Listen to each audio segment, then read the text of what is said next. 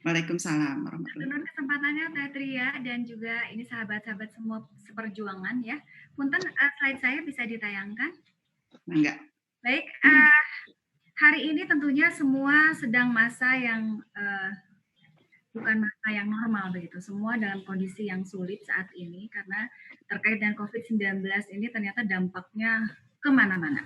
Tidak saja terkait dengan kesehatan, kalau kita lihat bahwa kalau kesehatan itu tentu saja sekarang orang menjadi sangat terbatas sekali bagaimana mereka berinteraksi dengan orang lain, kemudian juga mereka jadi tidak bisa berkumpul dan lainnya. Seperti saat ini saya apresiasi nih teman-teman dari Trans Studio dan tim Paudi yang melaksanakan kegiatan terkait dengan webinar ini, karena saya kira pencarian ilmu atau pencarian pengetahuan itu bisa dilakukan di mana saja. Kita harus bersyukur kepada teknologi, karena dengan teknologi kita bisa bertemu pada hari ini, terus memberikan perhatian khusus kepada sesuatu yang memang betul-betul menjadi concern kita bersama, yaitu pendidikan anak.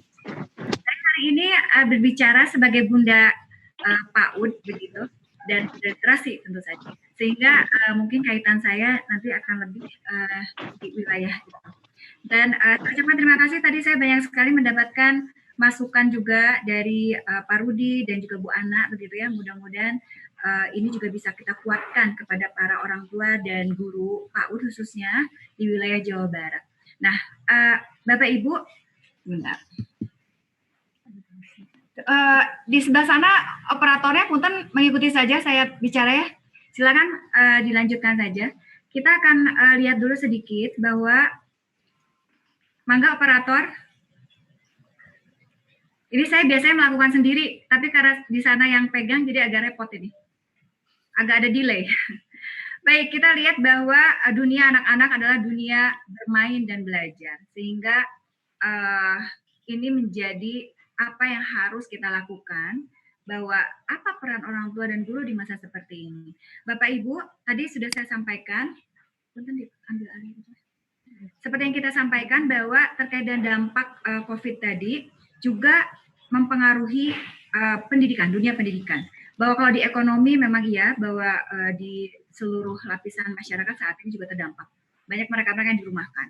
Banyak mereka-mereka yang tidak bisa berdagang dengan cara yang normal, sehingga mereka berpindah kepada e-commerce gitu, atau pemesanan-pemesanan layaknya mereka melalui media atau jejaring apa namanya internet seperti itu. Kemudian juga cara beribadah kita menjadi berubah. Kita tadinya biasa untuk di bulan Ramadan seperti ini kita datang ke masjid begitu ya, membiasakan anak-anak juga untuk ikut bersama kita melakukan ibadah ritual di masjid. Sekarang sudah tidak memungkinkan lagi. Beberapa tempat ini sudah ada fatwa MUI-nya juga untuk melakukan ibadah itu di rumah. Kehidupan sosial juga sama, semua kegiatan-kegiatan ditiadakan. Pada saat PSBB itu saya juga khawatir ini mal-mal juga harus tutup dan lain-lain, ini dampaknya kepada semua. Dan termasuk juga interaksi kita menjadi sangat terbatas. Dulu kita bertemu, kita salaman begitu. Kita kalau perempuan tuh paling sering cipika-cipiki, gitu sekarang sudah tidak memungkinkan lagi. Sehingga budaya baru nampaknya nanti akan hadir. Ketika nanti kita menjadi sangat perhatian terkait dengan kesehatan, misalnya dulu kalau ada makanan jatuh ya, meskipun di depan anak itu biasanya begini, ambil aja, belum 5 menit gitu kan, seperti itu. Sekarang semua orang baru dari mana-mana, baru menyentuh barang apapun, itu langsung cuci tangan pakai sabun. Terus kemudian juga semua yang kita biasa lakukan selama ini itu menjadi berubah dan kita harus beradaptasi. Bersyukurlah bahwa manusia itu diberikan kemampuan untuk beradaptasi, sehingga apapun yang Allah kondisikan kepada kita, kita yang harus mau untuk melakukan adaptasi kepada semua kondisi tersebut. Nah, Bapak Ibu, ini kayaknya ada kendala di tim operator, sehingga saya akan lanjutkan saja sambil ngobrol begitu. Jadi anak usia dini itu menurut pasal 28 Undang-Undang Sisdiknas itu 0 sampai 6 tahun. Karakteristiknya tadi sudah disampaikan juga sekilas oleh Pak Rudi dan Ibu Ana, bahwa kita menangkap anak itu unik, anak itu eksploratif, selalu ingin tahu. Kemudian juga mereka punya daya imajinasi yang sangat tinggi. Mereka spontan sekali. tapi juga di balik itu mereka mudah frustasi, kehelan gitu, sok ogo gitu ya. Nah seperti itu. Nah tetapi dunia anak adalah dunia bermain, sehingga saya juga membaca bahwa ada himbauan dari Kemendikbud terkait dengan jangan ada tugas untuk anak PAUD di masa pandemi ini, seperti itu. Sesungguhnya bukan berarti bahwa anak itu tidak diberikan pembelajaran sambil mereka bermain, tetapi bagaimana kemudian itu tidak dijadikan sebagai sebuah beban yang ditimpakan kepada anak dan juga orang tua di rumah, seperti itu. Nah, lalu bagaimana cara belajar dan bermain di rumah di masa pandemi seperti saat ini? Ketika kondisi memposisikan kita untuk melakukan berbagai kegiatan di rumah atau di rumah aja atau work from home atau apapun istilahnya begitu, seperti tadi Pak Rudi menyampaikan terkait dengan BDR gitu. Jadi kita harus belajar di rumah itu menjadi satu hal yang kadang-kadang membuat orang tua pening gitu. Banyak yang mengeluh kepada saya, khususnya mereka-mereka yang tidak saja dari usia yang sangat kecil begitu, dari balita, tapi juga sampai mereka yang memiliki anak SD dan SMP gitu, karena biasanya mereka masih kembali kepada orang tua. Membuat pening itu biasanya kembali masalah emosi ya, ibu anak ya.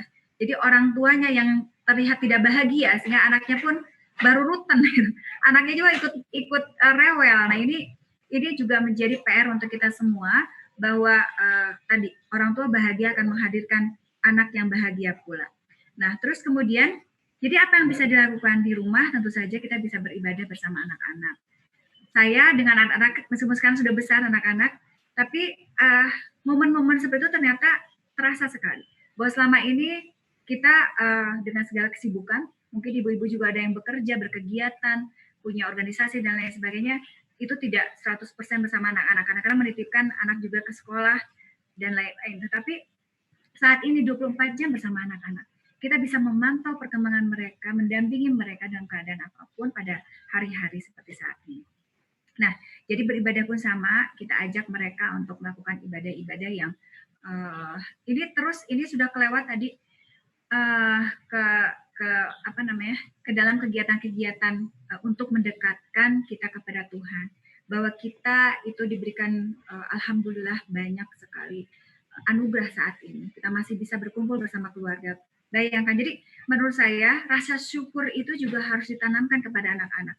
Bagaimana kemudian ketika mereka memiliki makanan begitu ya, mereka harus bersyukur. Bagaimana kemudian mereka bisa berkumpul bersama keluarga di rumah, itu juga harus ditunjukkan rasa syukur oleh orang tua, sehingga anak pun sama-sama bersyukur begitu. Nah kemudian juga apa yang bisa dilakukan di rumah? Kita bisa mengajak anak kita untuk membantu pekerjaan di rumah, memasak, membuang sampah, membereskan mainan dan lain sebagainya. Mengajarkan anak-anak perilaku hidup bersih dan sehat, bagaimana sikat gigi, mandi, olahraga, cuci tangan pakai sabun dan lain sebagainya, itu bisa dilakukan saat ini. Nah kemudian juga bermain, dunia anak adalah bermain, sehingga berikan mereka kreativitas di rumah yang bisa membuat mereka merasa nyaman. Anak-anak itu meskipun mereka sangat eksploratif, mencoba segala sesuatu, berikan ruang kepada mereka seluas-luasnya. Saat ini di rumah, misalnya, selama anak ini bisa bermain secara luas, dalam arti misalnya di halaman main tanah begitu, bikin cookies dari tanah yang dijemur begitu, nggak ada masalah. Kalau kata orang katanya kalau nggak kotor itu nggak pinter nanti gitu ya. Tidak apa-apa selama itu aman begitu. Anak-anak diberikan kebiasaan yang baik, setelah itu mereka cuci tangan pakai sabun dan lain-lain sebagainya. Mereka bermain permainan apapun, sebenarnya tidak hanya selalu permainan tradisional, tapi mereka belajar. Mereka belajar tentang warna, mereka belajar terkait dengan menghitung. Contohnya kalau saya melihat ini banyak sekali dilakukan oleh para orang tua, ini mereka menghitung. Contohnya ibu membeli kentang, berapa banyak kentang yang ibu punya gitu. Nah sini kita hitung kentangnya. Aduh kentang ibu tambah 1, ini 2, ini 3, seperti itu. Kegiatan yang biasa dilakukan di rumah, tetapi itu membuat mereka tetap kaya akan pengetahuan yang mungkin tidak, ini bukan sesuatu yang disengaja, tetapi itu yang betul-betul dibutuhkan. Termasuk juga membaca buku ini menjadi penting ketika anak-anak mereka sangat terbatas oleh dinding rumah gitu. Mereka tidak bisa mengeksplor imajinasinya dengan maksimal, mereka bisa melakukan itu melalui buku. Jadi karena anak itu belajar dari apa yang mereka lihat, mereka dengar, mereka rasakan, sehingga perbanyaklah buku-buku cerita atau buku-buku bacaan, baik yang terkait dengan pembelajaran diberikan oleh PAUD begitu, ataupun sesuatu yang sangat ringan, sesuatu yang membuat mereka senang gitu. Karena ternyata menurut penelitian yang membuat seorang anak itu senang untuk membaca itu adalah sesuatu yang merupakan passion mereka. Jadi kalau mereka senang dengan cerita tentang mobil begitu ya, ya berikan mereka cerita tentang mobil sehingga ketika itu mereka akan selalu ada dorongan untuk ingin baca lagi sesuatu yang baru. Mama cariin buku lagi, mama cariin buku lagi seperti itu ya. Nah, jadi saya kira banyak sebetulnya yang bisa dilakukan di rumah. Nah, kemudian terkait dengan tadi ada pertanyaan untuk Pak Rudi terkait dengan bagaimana ini banyak mereka-mereka yang sekarang di PAUD itu ada yang sangat mumpuni begitu mereka terkait dengan jejaring sosial atau juga dengan media daring gitu. Tapi ada mereka yang mungkin mereka ada di pelosok atau dengan keterbatasan teknologi mereka juga tidak bisa seperti sama dengan kita. Kita akan coba bicarakan di momen saya ini. Baik, silakan operator lanjutkan next. Nah, ini adalah contoh kegiatan dilakukan di salah satu PAUD berbasis e-learning. Jadi mereka membuat sebuah sistem aplikasi yang saya kira ini bagus sekali bisa memantau secara langsung perkembangan dari para peserta didiknya begitu. Jadi orang tua karena diberikan pemahaman yang sama, pengetahuan yang sama terkait dengan bagaimana mengakses aplikasi ini. Nah, setelah itu mereka diberikan PR. Nah, PR meskipun kalau di sini sepertinya, aduh, naon itu ya, ayah terkait dengan komputer, terkait dengan bahasa dan matematika gitu ya. Tetapi kontennya ternyata sangat sederhana. Ini adalah yang diberikan kepada para orang tua yang mereka dianggap mampu untuk mengikuti pembelajaran seperti ini. Jadi setiap hari atau setiap jam pembelajaran itu anak-anak dikondisikan supaya mereka tidak lupa bahwa mereka punya waktu setiap hari itu untuk belajar. Kapan mereka untuk belajar, kapan mereka untuk bermain, kapan mereka harus beristirahat. Anak-anak itu harus diperkenalkan bagaimana supaya mereka tahu bahwa mereka punya tugas dan kewajiban selain hak yang mereka miliki begitu ya. Nah, jadi diberikan panduan kepada orang tua seperti ini. Orang tua lah yang memang harus secara aktif memberikan kontribusinya dalam bentuk menuliskan, melaporkan, memfoto dan lain sebagainya. Silakan lanjut. Nah, kemudian setelah ini apa yang dilakukan? Oh, untuk anak-anaknya ternyata sangat simpel sekali. Hari Senin yang dilakukan adalah jangan lupa menggosok gigi. Simpel sekali. Kemudian membersihkan tempat tidur.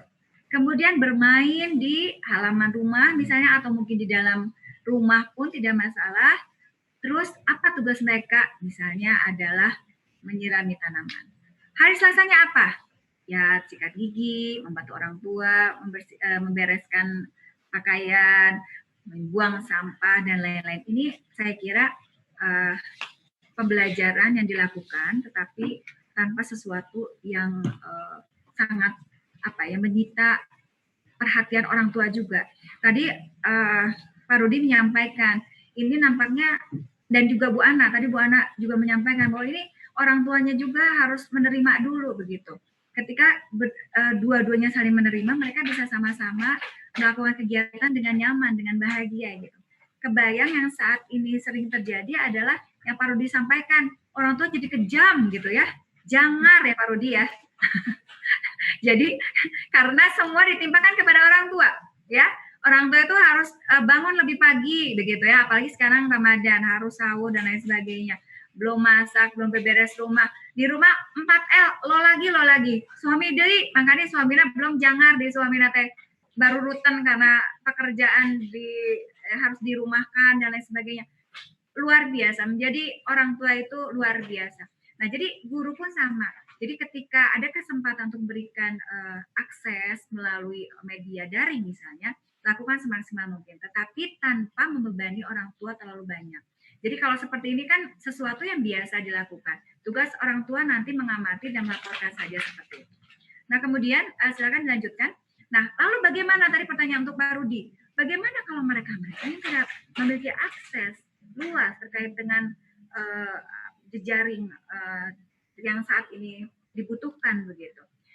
Yang harus dilakukan oleh para pendidik itu adalah memberikan panduan, guidance. Saya kira guidance ini sesungguhnya harus diberikan beberapa bulan sebelum anak-anak ini dirumahkan begitu. Jadi apa sajakah kebiasaan pembelajaran yang harus dilakukan oleh para orang tua di rumah? Misalnya kebiasaan baik, membaca doa, begitu ya. Terus kemudian juga membersihkan tempat tidur sendiri, begitu. Atau yang masih potty training gitu ya, ya itu disampaikan kepada orang tua. Jadi memang kegiatan-kegiatan seperti ini karena tidak memungkinkan bertemu secara langsung, bahkan melalui media online, itu harus disampaikan sebelum work from home ini atau BDR ini, atau berkala ketika orang tua masih memungkinkan untuk mendapatkan informasi. Jadi kalaulah sekarang minimal masanya Pak Rudi ya nggak ada SMS acamah gitu ya. Nah itu bisa diberikan lah dengan pesan singkat bahwa Bapak Ibu jangan lupa, meskipun ini menyedot pulsa ya kalau pakai SMS, tapi itu bisa dilakukan. Jadi bahwa kegiatan-kegiatan diingatkan saja untuk 1 minggu ini jangan lupa ya kita belajar menghitung dari apa yang Ananda lihat di sekitar gitu, atau belajar tentang warna ya dari apa yang dilihat di kamar seperti itu. Nah tapi itu tetap bisa dilakukan sehingga orang tua itu tetap memantau perkembangan anak-anak mereka dengan guidance atau panduan dari guru begitu. Nah, seperti yang kita ketahui bahwa Jawa Barat itu luas, banyak yang tinggal di pelosok dan lain sebagainya, tentu saja kesulitan itu akan muncul. Nah, para guru PAUD memang harus menjadi yang terdepan di sana untuk memberikan pembekalan. Bayangkan seorang ibu yang mereka lulus SD pun tidak, mereka harus mengajar kepada anak. Dengan kondisi mereka juga harus memberikan kebutuhan terbaik dari hal lainnya untuk anak-anak lainnya dan untuk keluarganya. Waktu yang sangat terbatas, kemudian boro-boro anak diberikan pembekalan dan sebagainya oleh orang tua, itu akan membuat stres. Oleh karenanya guidance dari para guru itu penting sekali seperti itu. Lanjut, nah ini contohnya yang di rumah pun meskipun tidak mengumpulkan, silakan dilanjutkan. Meskipun tidak pada saat itu langsung dikirimkan melalui WhatsApp group atau melalui aplikasi begitu, maka operator lanjutkan. Nah ini contohnya berikan karena ini adalah hari Kartini begitu di bulan ini. Jangan lupa ya nanti dandan-dandanan cantik sama mama gitu, pakaikan pakaian-pakaian ala-ala Kartini begitu. Atau di rumah yang punya puzzle, sok bikin puzzle. Di foto saja, rata-rata sekarang punya foto daripada senang selfie sampai pelosok juga ya, meskipun tidak dikirimkan pada saat itu, disimpan. Minimal itu bisa menjadi memori yang terbaik bagi keluarga gitu. Memasak bersama contohnya, menggambar bersama, semua bisa dilakukan dalam kondisi yang sangat terbatas. Nah, jadi orang tua perlu diberikan panduan tadi bahwa apapun kondisi kita tetap bisa memberikan pendidikan terbaik bagi anak-anak kita dengan bimbingan orang tua, pendampingan orang tua secara langsung, karena pada hakikatnya yang memiliki tugas utama mendidik anak adalah para bunda dan ayah begitu. Nah, pembimbing atau dalam hal ini adalah guru PAUD, tugasnya adalah memberikan panduan supaya orang tua itu tidak kebingungan mereka harus melakukan apa seperti itu ya. Nah kemudian juga, nah ini catatan untuk orang tua dan guru, silakan lanjutkan. Nah jadi pada saat melakukan kegiatan, anak-anak mengeksplorasi seluas-luasnya apa yang mereka ingin tahu, ingin coba, kemudian juga ingin rasakan. Yang dilakukan oleh orang tua adalah melakukan pengamatan, pendampingan, dan juga mencatat dengan panduan dari guru. Kemudian orang tua nanti membuat catatan kecil, sebetulnya bisa lisan, bisa tulisan, kemudian dibuat saja, nanti ketika akan bertemu pada satu masa dengan gurunya, mereka bisa melaporkan, atau satu waktu bisa konsultasi dengan guru, bisa disampaikan, gitu ya. Nah kemudian nanti guru ini mengumpulkan semua informasi tersebut, kemudian melakukan analisis apa yang harus dilakukan terkait dengan capaian perkembangan anak tersebut. Misalnya anak-anak yang pada masa itu ternyata mereka menjadi sangat hiperaktif gitu karena biasa bermain di luar, sekarang di rumah saja, itu bisa diberikan masukan-masukan oleh para guru sehingga menenangkan hati orang tua begitu. Jadi sesungguhnya yang harus dilakukan oleh para orang tua adalah keteladanan. Jadi mereka mengajak anak dalam setiap kondisi yang aman bagi anak untuk terlibat secara bahagia melakukan kegiatan-kegiatan begitu ya. Guru memberikan panduan, orang tua kemudian memberikan laporan apa kegiatan yang dilakukan harian sehingga guru bisa menganalisis apa yang harus diberikan lagi kepada para orang tua. Dengan kreativitas luar biasa para guru PAUD saat ini, saya kira pembelajaran itu tetap bisa dilakukan. Nah, kemudian setelah itu nanti ada rekomendasi dari guru itu dalam bentuk apakah lanjutan pembelajarannya berupa tadi guidance tambahan ataukah misalnya berarti tahapan mengenai tahapan pembelajarannya misalnya hari ini sudah bisa mengerti hitungan 1 sampai dengan 3, nanti tambah lagi. Berarti saat ini anak-anak ini masih sulit sekali untuk mengerti terkait dengan warna atau terkait dengan hitungan atau mungkin anak-anak nih saat ini belum hafal tuh nama-nama nabi, berikan misalnya dalam bentuk lagu gitu ya. Ternyata yang paling efektif itu kreativitas itu dari apa yang mereka biasa dengarkan dan mereka lihat. Jadi kalau saya lihat ini anak-anak kok pintar-pintar ya. Mereka bisa hafal 25 nama nabi. Mereka bisa hafal cara wudhu. Mereka bisa hafal nama-nama bulan hijriah gitu. Ternyata dengan lagu. Ya, berarti itu yang harus disampaikan. Jadi berikan PR itu kepada orang tua. Jadi orang tua sambil beberes bersama anak-anak sambil ngehariring gitu. Menyenangkan, anak-anak juga suka dan akhirnya mereka juga bisa. Nah, ini contohnya saya ada asisten saya, ini anaknya masih sangat kecil sekali, baru 1,5 tahun ya. Dan dia sekarang sangat senang sekali melihat dia menyanyikan lagu cuci tangan pakai sabun. Jadi mari kita cuci tangan 6 langkah. Nah, kenapa? Karena orang tuanya berulang-ulang menyetel lagu itu gitu dengan videonya. Sehingga si anak ini gitu ya, ketika mamahnya datang, dia langsung gitu-gitu ya. Dia menunjukkan antusiasme untuk orang tuanya menyanyikan lagu itu. Kalau dia nyanyikan lagu itu, dia menjadi anteng kembali. Nah, jadi apapun sesungguhnya yang bisa kita berikan kepada anak-anak, memang yang paling penting adalah orang tuanya bahagia, anaknya juga bahagia. Nah, terakhir dari saya, silakan ini quotes penutup. Ini sebetulnya untuk para orang tua, tolong sampaikan supaya mereka juga tenang bahwa children don't need more things. The best toys a child can have is a parent who gets down on the floor and plays with them. Jadi sesungguhnya permainan terbaik bagi anak-anak itu adalah bermain bersama orang tua. Jadi tolong kuatkan bahwa orang-orang tua ini adalah sebetulnya apa yang mereka harapkan selama ini. Guru menjadi pembimbing, memberikan panduan, orang tua adalah yang memberikan tugas utamanya untuk menjadi pendidik sejati bagi anak-anak. Itu saja mungkin yang ingin saya sampaikan, mudah-mudahan sedikit banyak menambah apa yang sudah kita bahas pada hari ini. Terakhir dari saya, Teh Tria, sebuah pantun, karena tadi Pak Rudi ngasih pantun ya.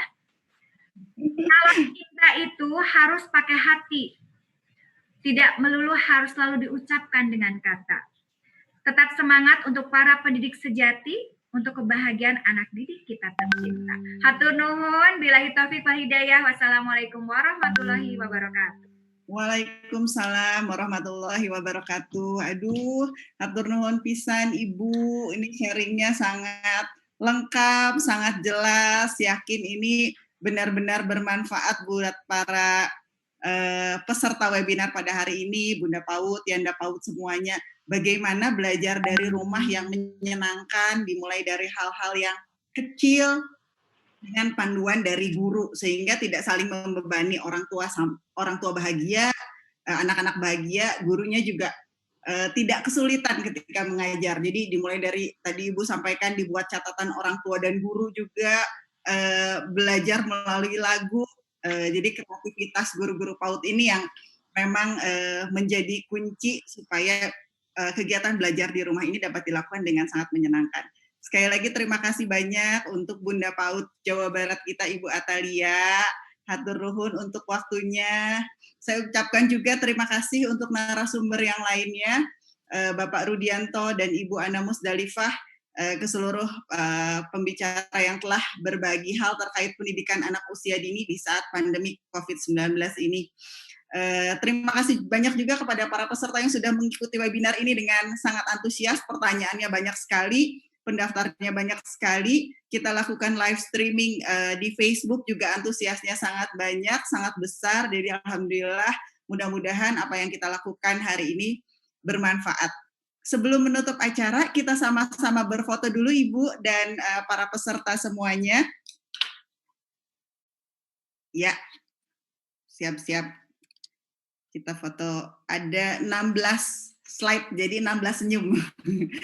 Kita mulai. Ya, halaman berikut.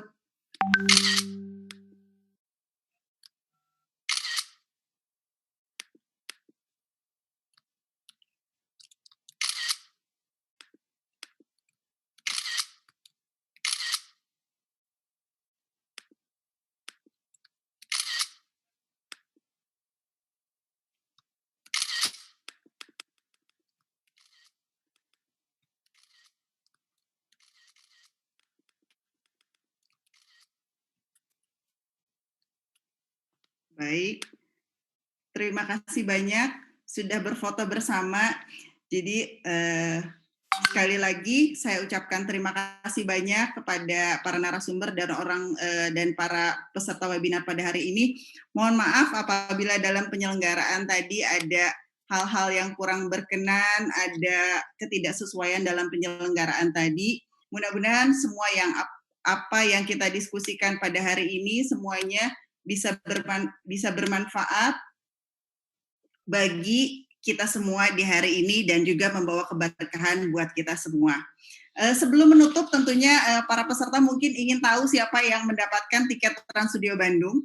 Yang pertama adalah Elsa Rizky yang mendapatkan tiket Trans Studio Bandung. Yang kedua Indah Sulistiowati, LKP Nurani Hati Institute. Yang ketiga adalah Tina Afandi. Kemudian yang mendapatkan tiket Trans Studio Cibubur, ada Ibu Eneng Nirdianti, dan juga yang kedua adalah Ibu Herlina Lina. Dan yang terakhir yang akan mendapatkan tiket Trans Studio Bali adalah Yuwanita Suwandini. Untuk konfirmasi